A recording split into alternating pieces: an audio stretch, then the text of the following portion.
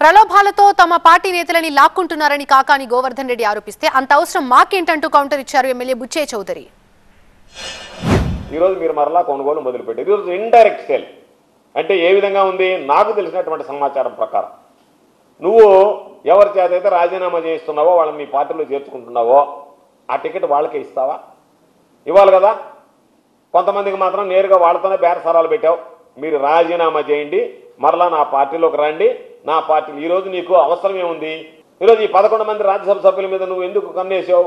కాబట్టి నిన్నటిదాకా ఏమన్నాడంటే ఎవరి దగ్గర ఎవరిని తీసుకునేది లేదు, ఎవరిని కొనుక్కునేది. ఈరోజు ఇండైరెక్ట్ సేల్ అంటే నీ ఎమ్మెల్సీ సీటు నువ్వు రిజైన్ చేయి, మా వాడు ఎవరికన్నా ఇస్తాము అని ఆ సీటును కొనుక్కుంటున్నారు. ఎవరు వచ్చినా ఆ పదవులకి పార్టీకి రాజీనామా చేసి వస్తే ఆలోచిస్తాం అంతే.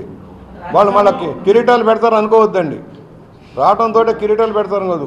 ఆల్రెడీ పార్టీలో పనిచేసే వేలాది మంది కార్యకర్తలు నాయకులు ఉన్నారు, మర్చిపోకండి.